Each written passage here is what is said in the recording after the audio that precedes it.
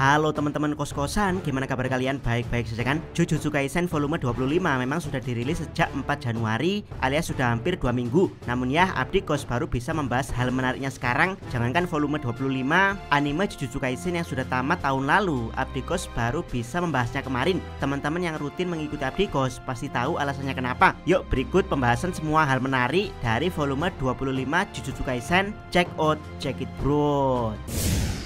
Pertama, cover volume 25. Banyak yang memprediksikan kalau volume 25 akan menjadikan Yorozu sebagai cover chapter, mengingat di situ ada pertarungan Yorozu versus Megumi Sukuna. Namun ya, GG lebih memilih Sukuna Megumi untuk menjadi cover chapter. Dengan begini, Sukuna telah menyamai rekor Mahito yang 2 kali menjadi cover chapter. Namun bedanya di volume 14 ada Sukuna versi Yuji, dan di volume 25 ini adalah Sukuna versi Megumi.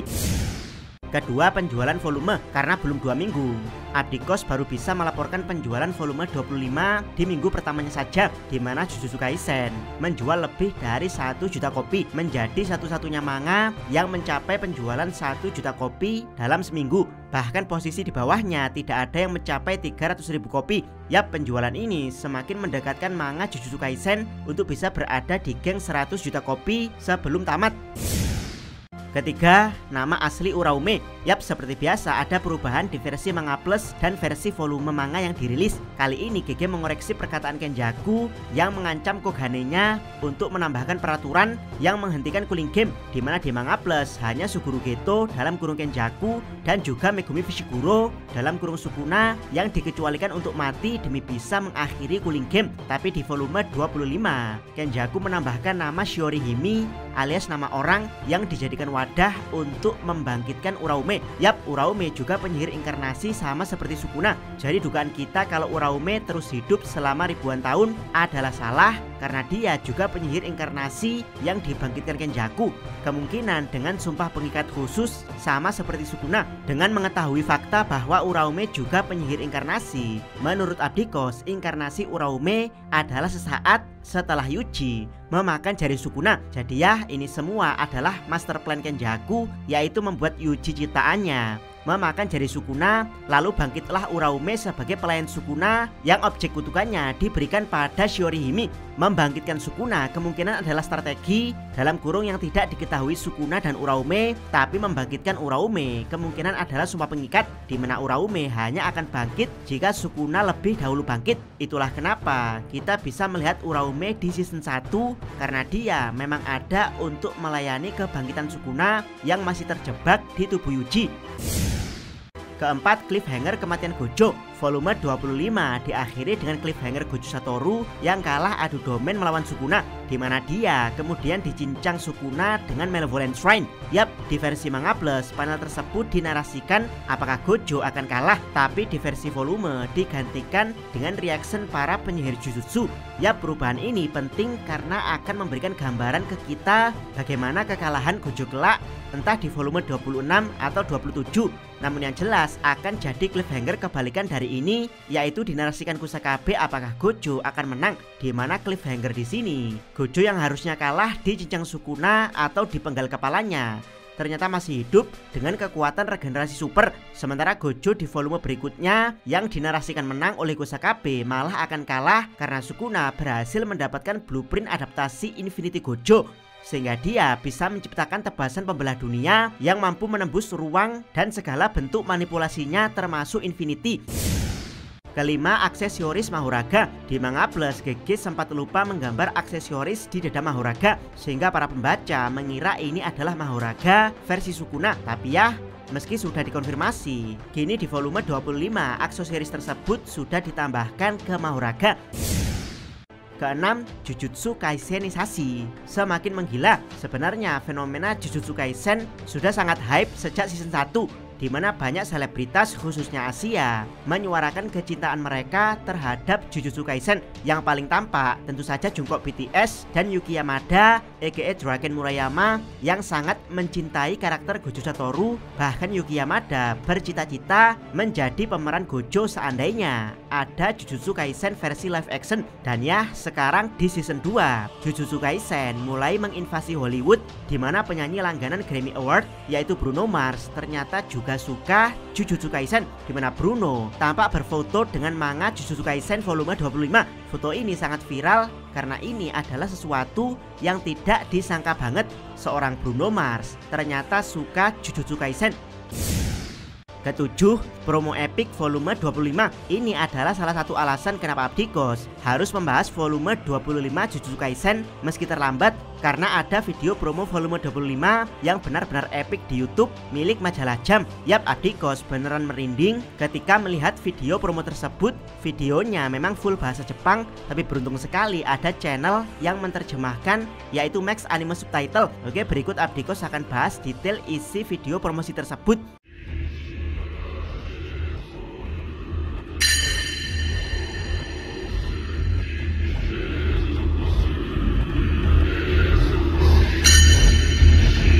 Video dibuka dengan seseorang yang sedang mendengungkan sebuah mantra, di mana suara tersebut diselingi panel-panel manga yang menunjukkan dua yang terkuat, yaitu Gojo Satoru dan Sukuna. Ada momen saat Geto mengatakan bahwa Gojo bisa melakukannya, yaitu meruntuhkan satu negara sendirian. Kemudian ada Uro Takako yang ketakutan merasakan hawa kehadiran Sukuna. Padahal Uro ini adalah pemimpin skuad elit di era Heian, tapi dia bisa sampai ketakutan merasakan hawa kehadiran Sukuna. Kemudian ada perkataan Geto yang menyindir, apakah kau yang terkuat karena kau Gojo Satoru, atau karena kau Gojo Satoru maka kau disebut yang terkuat. Intinya Gojo dan yang terkuat adalah sinonim alias persamaan kata. Jadi tidak ada bedanya jika mereferensikan yang terkuat maka dia adalah Gojo, dan jika mereferensikan Gojo maka dia adalah yang terkuat dalam tanda kutip di zaman modern ini. Kemudian ada perkataan Gojo saat mereferensikan Sukuna sebagai raja kutukan. Kemudian ada perkataan saat Toji mereferensikan Gojo sebagai monster. Ada panel Uraume yang menunggu Sukuna. Kemudian ada panel yang Abdikos lupa, tapi panel ini menggambarkan seseorang yang jauh melebihi para kutukan dan penyihir. Tentu saja pernyataan ini bisa dipakai untuk Gojo dan Sukuna. Dan kemudian scene panel cepat yang menunjukkan betapa mengerikannya Gojo dan Sukuna. Barulah kemudian scene fokus menunjukkan profil penyihir terkuat. Yang pertama yaitu Sukuna. Narator mengatakan kutukan di dunia ini dengan menggunakan energi terkutuk ada orang-orang yang melampaui pengetahuan umat manusia, dan mereka menyebutnya penyihir jutsu. Orang-orang pun mulai mempertanyakan siapakah penyihir terkuat. Yang menarik tentu saja background narator yang menggunakan gambar Sukuna era Heian sedang melawan para onmyoji alias penyihir jujutsu di era Heian, dimana melihat dari baju yang dikenakan mereka adalah orang-orang dari klan AB, yaitu klan penyihir super kuat di era Heian. Dan ya, di sini Sukuna benar-benar ditampakkan sebagai kutukan bencana yang berwujud raksasa yang siap membantai klan penyihir super kuat sekalipun. Dari sini kita kembali ke perkataan narator yang mempertanyakan siapakah penyihir terkuat yang pernah ada. Untuk menjawab hal tersebut hanya ada dua orang di era Heian ketika kutukan berada di masa kejayaannya. Dalam kurung kutukan yang dimaksud tentu saja bukan hanya roh kutukan, tetapi seluruh kutukan, baik itu pengguna kutukan dalam kurung penyihir, roh kutukan, energi kutukan, dan juga teknik kutukan, di mana semua kutukan yang Abdikos sebutkan barusan di era Heian berada di puncak kejayaan mereka. Kemudian narator melanjutkan perkataan di mana semua penyihir bersatu untuk melawan, tapi tidak ada yang sebanding dengannya. Kemudian ada perkataan sombong dari Sukuna pada Mahito, yaitu ketahui tempatmu bodoh. Kembali ke perkataan narator, kembali setelah 1000 tahun, tidak perlu diragukan lagi, dia adalah yang terburuk, si Raja Kutukan Ryomen Sukuna. Yang menarik, scene kembalinya Sukuna menggunakan ritual Bath Megumi, bukan saat mengambil alih tubuh Yuji. Jadi ini menegaskan kalau Yuji memang penjara sangkar burung bagi Sukuna. Lanjut perkataan narator, kejam, brutal, sadis, mutlak jahat, tidak peduli tingkatan selain kekuatan. Pedangnya memotong dunia secara terus-menerus. Kemudian ada suara Sukuna yang mengatakan, kau sangat sombong. Bagi Sukuna, kepuasan dirinya dan juga kebencian sudah menjadi jalan hidup. Dia adalah bencana yang punya kehendaknya sendiri dengan tebasan liar dan api membara. Apakah ada orang yang bisa mengalahkan Raja Kutukan Ryomen Sukuna? Dari sinilah muncul orang terkuat kedua, yaitu Gojo Satoru. Dimulai dengan perkataan Gojo Satoru, "Jangan khawatir, akulah yang terkuat." Yap, seperti biasa, khas Gojo sekali, yaitu sombong dan mengklaim sebagai yang terkuat. Namun ya, meski Gojo sering jadi tukang klaim, narator dengan epik mengamini klaim Gojo. Dimulai dengan perkataan puncak penyihir Jujutsu akhirnya dilahirkan. Saat kelahirannya, semua penyihir menyatakan kekalahan. Kelas spesial yang mampu meruntuhkan negara seorang diri. Dia bahkan ada di level berbeda dari para penyihir itu. Kemungkinan yang dimaksud adalah para kelas spesial, karena memang Gojo berbeda level dengan Geto, Yuki, dan Yuta termasuk Kenjaku. Baru saja dilepaskan dari segel, dia yang terkuat di era modern, Gojo Satoru. Berpemikiran dangkal, bodoh, penyendiri, namun tanpa rasa ragu. Dialah yang terkuat, tak tersentuh teknik kutukan limitless. Tak ada seorang pun bisa menyentuh tanpa seizin dia. Punya area sakral yang bahkan ditolak oleh prinsip-prinsip dunia.